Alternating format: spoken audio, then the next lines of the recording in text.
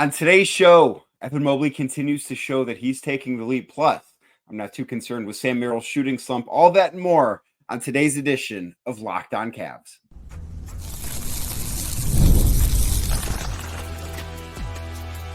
You are Locked On Cavs, your daily Cleveland Cavaliers podcast. Part of the Locked On Podcast Network, your team every day. What's up, everybody? My name is Danny Cunningham. You might know me from my time covering the Cleveland Cavaliers, places like 92.3 The Fan, my new Substack, The Inside Shot, Cleveland Magazine, and a number of other stops along the way. I want to say thank you to you for making Locked On Cavs your first listen today and every day. You can find the show anywhere you get your podcast, Apple, Spotify, anywhere else. Drop us a 5-star rating. Leave us a nice review. Be a friend. Tell a friend about Locked On Cavs. Make sure you're subscribed. Make sure they're subscribed as well. And if you're watching the show on YouTube, do me a favor. Hit that thumbs up button for me. Click subscribe and hit that notification bell so you don't miss the latest Locked On Cavs content. A proud part of the Locked On Podcast Network, your team every day. Today's show, of course, is sponsored by FanDuel. The NFL playoffs are almost here, but it's not too late to get in on the regular season action with FanDuel, because right now new customers can finish the season strong with $250 in bonus bets if your first $5 bet wins. Visit FanDuel.com to get started. The Cavs obviously went 2-0 this past weekend. Evan Mobley was a big reason why, especially on Saturday night. Like the play that he had, the dunk that he had over Andre Drummond got all of the shine for the weekend. Like that was, without a doubt, the highlight of the weekend for the Cavaliers. But I think that it just kind of underscores the growth that we've seen from Evan Mobley, that he's a guy that truly has taken the leap so far this year. Now, his counting stats might not be as gaudy as some other guys in his position that have gone and taken that fourth-year leap where they've gone from a guy that's a good player to a really, really good player or even a great player, which I think Evan Mobley is on track to become. But he is somebody that is, I think, improved every facet of his game. And the three-point shooting is something that obviously stands out, that gets talked about with him quite a bit, and with good reason. He's shooting 40% from three this year. He's taking more of them, particularly lately. I know he only took 2 of them on Saturday night, but he's just a little limited in his minutes because the Cavs are winning these games by 30 points. But he's somebody that I think has been wildly impressive so far this year. And I think a lot of the people inside that locker room for the Cavs believe that too. I don't think that the Cavs have a 25-4 record without Evan Mobley taking the leap that he's taken so far this year. I think they'd still be good. Don't get me wrong. Like, I don't think all of a sudden, Evan Mobley is the only reason they're a great team. No, that's not true. I think that there are a lot of reasons why this Cavs team is a great team, but I think Evan Mobley is a big reason why. And I think a lot of people, a lot of players in that locker room, a lot of people in the front office, I think the coaching staff would all probably agree with that sentiment, that Evan Mobley is, maybe he's not the best player on the team. That's Donovan Mitchell. There's no question about that. But what Evan has done, I think, has been so important because the Cavs are a great team and they've got an incredibly high ceiling. They have a championship ceiling. They're capable of winning the championship this year. And Evan Mobley is a huge reason why that's the case right now, because he's taken so many steps forward in so many different areas. The scoring is better. I think defensively, he's just as good, if not better, than he's ever been. I think he's been more aggressive. I think all of those things really do matter as to why the Cavs are who they are right now. And Donovan Mitchell was asked about this on Saturday night after the game against the Sixers. He was asked just kind of, and the dunk that he had over Andre Drummond was something everyone wanted to talk about, and rightfully so. But Donovan was asked just kind of what Evan has meant to this team. And I want to read this quote because I think it's a really important thing that he said. I think it really does a good job of shining a light into this locker room and into how they view Evan, and really how important Evan is to not only their success in the regular season, but him being this type of player, getting them to where they want to go when the postseason does arrive. Because would they be able to win a lot of games this regular season if Evan Mobley didn't advance the way that he has? Absolutely. But the capabilities for them as a postseason contender have changed because of Evan Mobley. So Donovan was asked about him, and he said, to see the evolution, we're not this team who we are without him. I think for us to take that step, and I've been saying this, he would have to be what he's currently doing. I think we aren't this team. Yes, it's 1 through 15, obviously, but him being the guy that's really the head, like at the head of it, continuing to push us, and he's taking the corner threes, he's hitting those. That wasn't the case the past 3 years. Being aggressive, the fadeaway, the dunk was amazing, but man, on the offensive end, him handling the ball, setting inverted screens, different things, playing in the pocket, playing out of the post, being able to play in the half roll. He's doing it all for us. And I think it's a no-brainer. He's an all-star. I think it's a no-brainer too that Evan Mobley should be an all-star. I really don't know. And I'm going to do a show probably on Wednesday or Thursday. And I know that it's Christmas this week, so I'm not entirely sure what the schedule is going to look like for Locked On Cavs. But I'm going to do a show breaking down the all-star cases for really the 4 guys that the Cavs are going to push, because they're going to push Jared Allen towards being an all-star. I would be very surprised if he is ultimately an all-star, but they're going to make a case for him. But I think Evan Mobley deserves to be one. So far this year, he's averaging a career high in points, 18.4 points a game.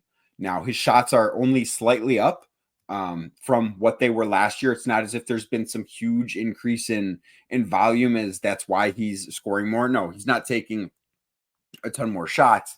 It's that he is taking a couple more shots from 3. Like, that average has gone up. That's where you've seen the biggest difference. And he's making those at 40%. But ultimately, I think that the growth with him isn't necessarily even something that is super quantifiable. Like, I don't know that it's just, oh, his points are up, or, oh, his drives to the basket have increased. I don't know that that's the thing that you look at and say, yeah, that's where I see those numbers. That speaks to the growth. I think it's an aggressiveness, and maybe the drives to the basket is the best way to do it. But take a look, for example, at the dunk he had against Philadelphia.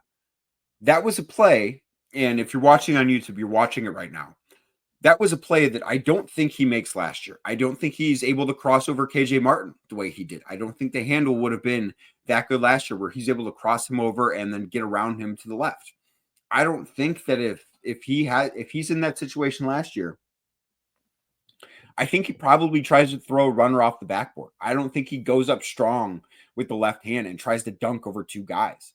I think that there's been a shift in his mindset for the best. And I think that this is part of his game maturing. I think this is part of him getting stronger. Like, I kind of correlate Evan Mobley's confidence and aggressiveness that we've seen this year with him getting stronger in the offseason. Like, I think that's been a really big deal for him, because he put on muscle. He got stronger. And I don't think that he does some of the things that he's done without that being the case. I think that the handle is better. I think that the jump shot is better. And I think all of that goes into a new confidence that he has, that in turn becomes a more aggressive version of himself than he's ever been. In his last 6 games, and I'm not including the Miami game in this, because against Miami, he played like 11 minutes, hurt his ankle, didn't come back in. I just don't think that's obviously going to weigh down his averages. So I'm not going to include that. But in the last 6 games, other than the Miami game, he's averaging 23 points on 72% shooting. Pretty good place to be. Really, really good place to be. Now, 72% shooting, probably a little bit going to come down a little bit. Probably not a place that you can necessarily always be. And part of it is that Charlotte game where he was incredible and hit 6 threes, and I think was 16 of 23 from the floor. But all year, he's been one of the most important players, if not the most important player for the Cavs, where when he's on the floor, the Cavs their net rating is plus 14.8. When he's off the floor, their net rating is plus 8.8. So it's not as if they suddenly just turn into a pumpkin when Evan Mobley's not playing. No, they're still a good basketball team when he's not playing, but the Cavs have a net rating of 14.8 when he's on the floor, which is remarkable. Like, that would be the best net rating in basketball. Now, overall, the Cavs net rating is 11.4, which is second on Monday as you wake up. That is second only behind Oklahoma City. So they're better than anyone else when Evan Mobley's on the floor. And that plus 8.8 would still be like the 5th best team, just to speak on the Cavs' depth. But I think that plus 8.8 number is a number that's okay. It's a really good team. Probably not a team that can win a championship. where when Evan Mobley's on the floor, it's okay, no, that's a team that is capable of winning a championship. The Cavs are becoming, before our eyes, a truly great team. They are. They're not just a good story anymore. It's not just a fast start. They are destroying the teams that they should be destroying. Like, I thought Milwaukee would come out. I thought that it might have been a little bit of an emotional hangover coming off the NBA Cup game on Friday night when they played. I thought Milwaukee would come out and say, no, we want to prove that we're on this level, because they had gone 12-3 in their last 15, but they had beat up on some bad teams. And that Cavs game was an opportunity to say, no, we belong to be in the contender conversation in the Eastern Conference. And the Cavs basically looked at them and said, yeah, that's cute. And they smoked him. And I get it. Damian Lillard wasn't playing. But Philadelphia, they played Paul George on the second night of back-to-back, I believe for the first time all year, because they knew how important it was to try and get a win, to try and make a statement that, yeah, the Cavs are really good, but despite the start that we've gotten off to, we're not that far behind. The Cavs laughed at that. Like, those two teams got embarrassed by the Cavs this weekend. And the Cavs are that team. The Cavs have that confidence. They're able to do those types of things because, one, they're really talented.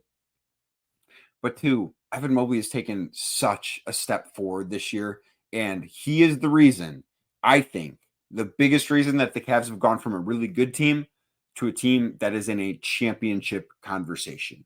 Now, for as good as things have gone for Evan Mobley, they haven't been great for Sam Merrill this year. I want to talk about the shooting slump he's been in. I think it's worth bringing up at this point because it has not been great lately.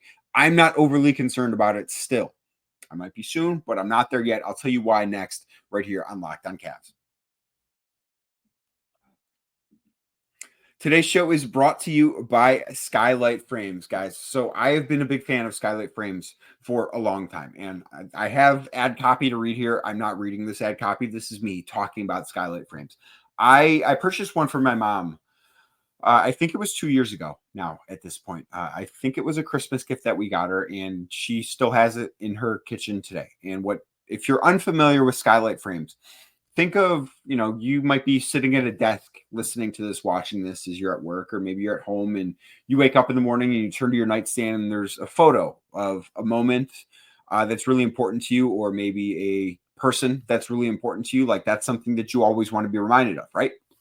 Well, what if that photo could rotate throughout the day and you could have all the moments and all the people that are very important to you in a picture frame? That's what Skylight Frames is. So what you're able to do is you're able to take moments. Like, I could, if I wanted to, I'm not going to do this, but if I wanted to, I could take a screenshot of me talking right now in this video and send it to the email that is associated with my mother's Skylight photo, or my mother's Skylight frame, send that photo to the frame, and it would pop up in her kitchen. And she would see me talking about Skylight on her Skylight.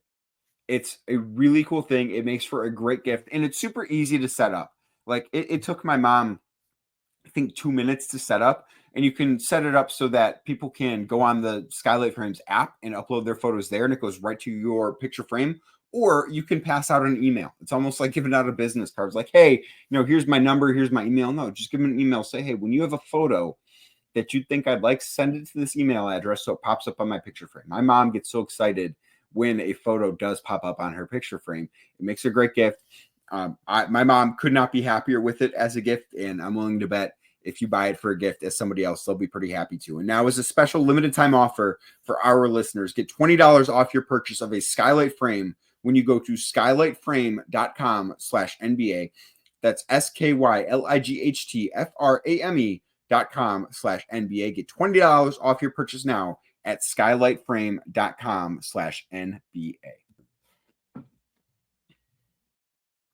Thank you again for making Locked On Cavs your first listen today and every day. Like I said earlier, you can find the show anywhere you get your podcasts, Apple, Spotify, anywhere else. Drop us a 5-star rating. Leave us a nice review. Be a friend. Tell a friend about Locked On Cavs. Make sure you're subscribed. Make sure a friend is subscribed as well. So Sam Merrill has been not great shooting the basketball lately. He's at 32% from the season beyond the three-point arc. That has been, I think, one of the more disappointing things. I was going to do because today is Festivus, if you're a Seinfeld fan. December 23rd is Festivus. I was going to do what are the grievances with the Cavs? But they're 25-4, so that's dumb. There are no grievances. They have the best record in basketball. They destroy teams, it seems like, every time they play. That's just a silly thing to do. But it led me to thinking, okay, well, what's the biggest issue right now with the Cavs? And I do think I'm not ready to call Sam Merrill an issue, but I think it's something that is worth monitoring, the way that he's been playing lately. So he is questionable for Monday night's game against Utah with a left quad contusion. He missed time earlier in the year with an ankle injury. And since that ankle injury, Sam Merrill shooting 28% from three-point range.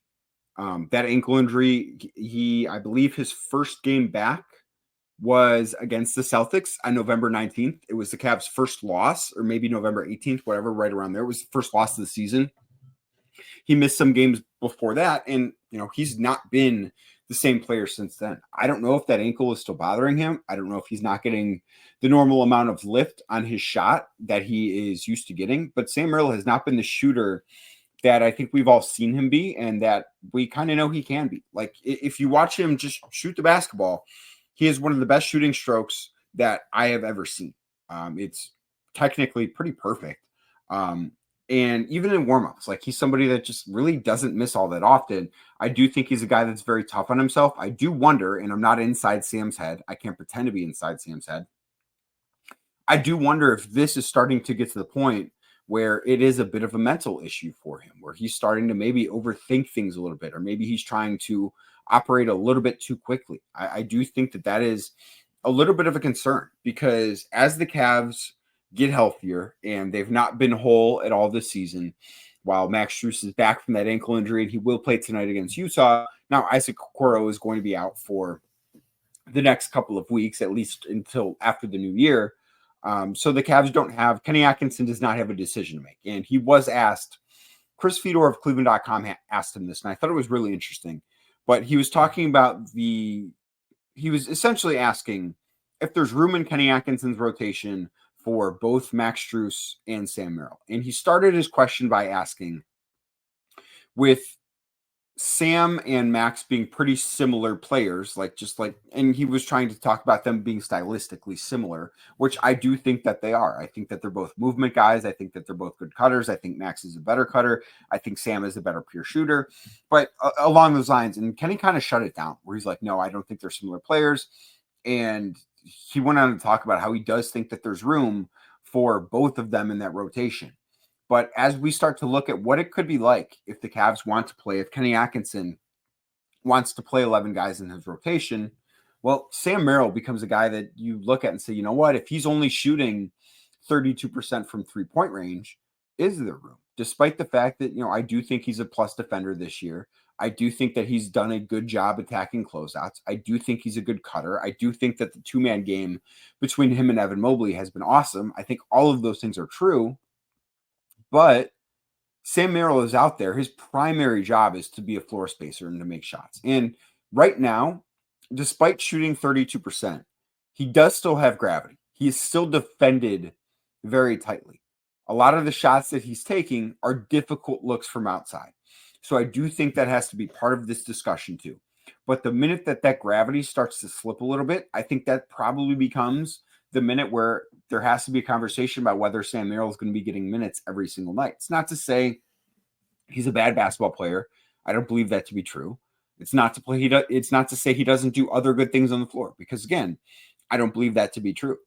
But I do think that at a certain point, we have to see Sam start to make shots at a higher clip than he's been making shots lately.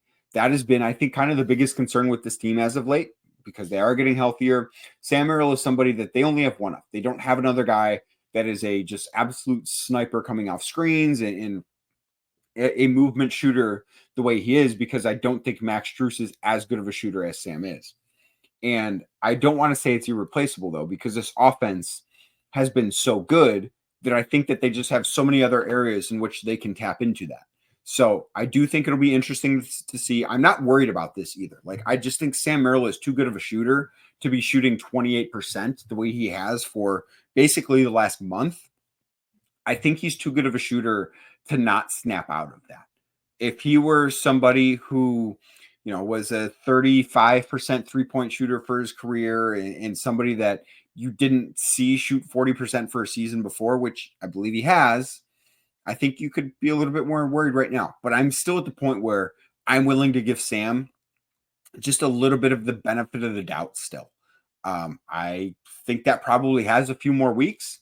But if we get to the point where everybody on this team is healthy, when Isaac Okoro does get back and say there are no other injuries between now and then, I do think there's going to be a conversation about Sam's minutes. I think his minutes might start to get squeezed with Max Strus coming back.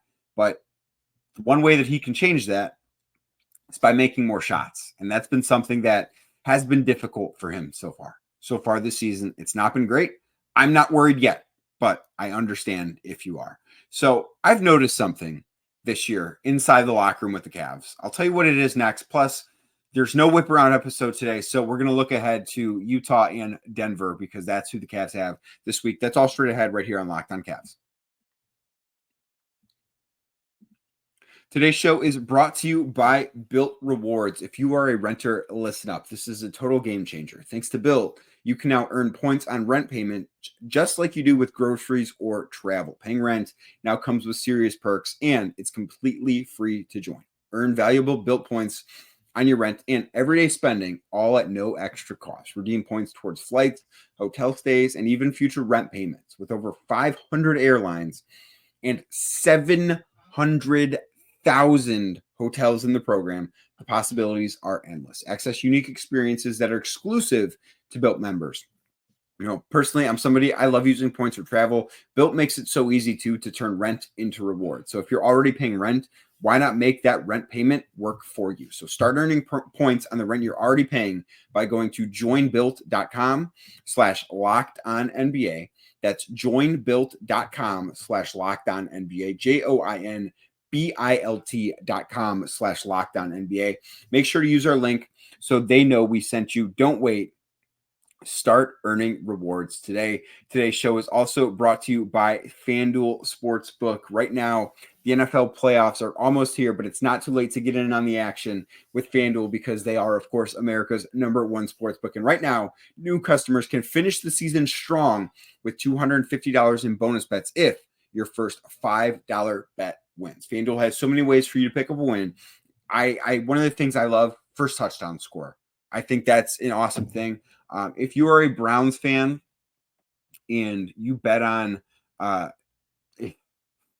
earlier on Sunday, man, if you bet on Deontay Foreman to have the first touchdown for the Browns, I feel for you. Fumble at the 1 yard line. That is a brutal beat. If that happened to you, man, you have my sympathies. I'm very sorry if that was the case. But not only can you bet on that and who's going to win the game, you can bet on how many teams how many points each team can score, and so many more things over at FanDuel Sportsbook. Just visit FanDuel.com today to join. That's FanDuel.com for your chance at $250 in bonus bets if that first $5 bet wins. Make every moment more with FanDuel, an official sportsbook partner of the NFL.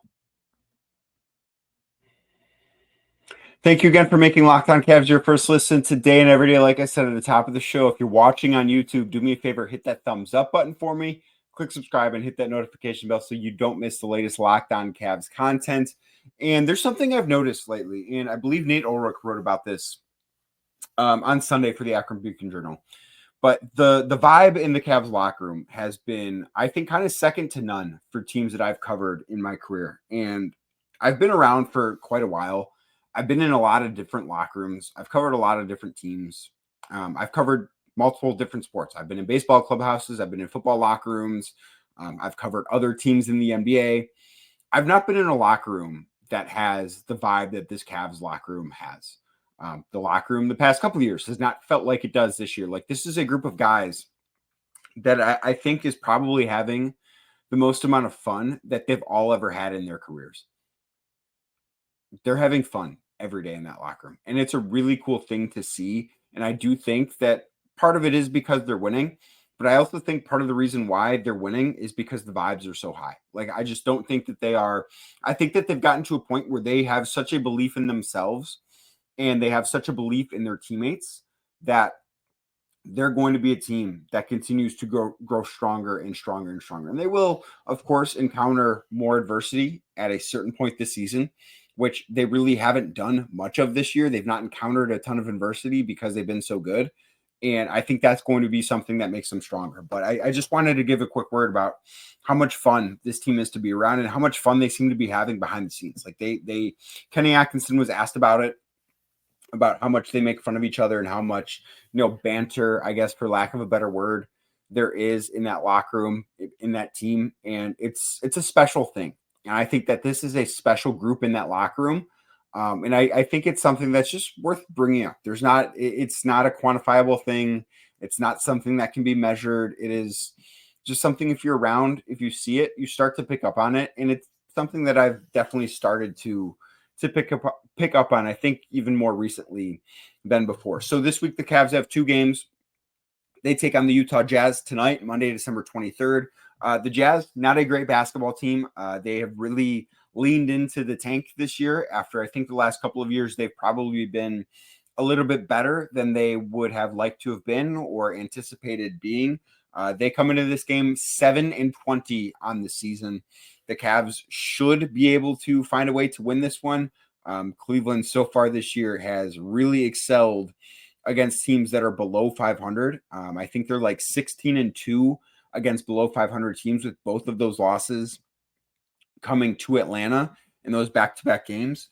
Utah is a little bit better offensively than they are defensively. They rank 25th in the NBA in offense, while they are dead last in defense. So this could be another game where I think the Cavs have already scored 130.7 times this year. This could be number 8 there. They are 28th in net rating. They're outscored by 11.8 points per 100 possessions. So that should be a game where the Cavs don't have much difficulty winning. And then Friday, the Cavs begin their first West Coast trip of the year. They're in Denver, taking on the Nuggets. As of Sunday night, and as I record this, the Nuggets are taking on the Pelicans. Don't know what happens in that game.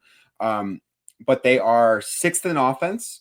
They are 17th in defense. They are 12th in net rating in the NBA, outscoring opponents by 2.4 points per 100 possessions. And since these two teams played a couple of weeks ago, I think it was December 5th, the Nuggets are 3-2 going into this New Orleans game. So they're either going to be 4-2 or 3-3. I don't know what happens in that game. But they are 3-2 before that game since they've played the Cavs. I think Denver's been a very up and down team. I think they have a lot of potential, but I don't think that they necessarily have a championship potential this year. I just don't think that they're necessarily good enough around Nikola Jokic, who is obviously a phenomenal basketball player, probably the best basketball player on the planet, but I just don't think that there's enough around him. That'll be a really interesting test. I am fascinated to see how the Cavs are going to do their first West Coast trip of the year. It begins on Friday. They're in Denver. Then they have a back-to-back that is in Golden State, in San Francisco against Golden State, I guess I should say. And then they're in Los Angeles against the Lakers. I believe that game is New Year's Eve. And then they have a few days off before they're in Dallas taking on the Mavericks January 3rd. Their next home game won't be until the month of January, but it'll be a very interesting West Coast trip. I think we're going to learn a little bit more about this team when they head out west, and that begins Friday in Denver. But thank you to you for making Locked On Cavs your first listen today and every day. Like I said earlier, you can find the show anywhere you get your podcasts, Apple, Spotify, anywhere else. Drop us a 5-star rating. Leave us a nice review. Be a friend. Tell a friend about Locked On Cavs. If you're watching on YouTube, do me a favor. Hit that thumbs up button for me. Click subscribe and hit that notification bell so you don't miss the latest Locked On Cavs content. I'll be back tomorrow after the Cavs take on the Jazz.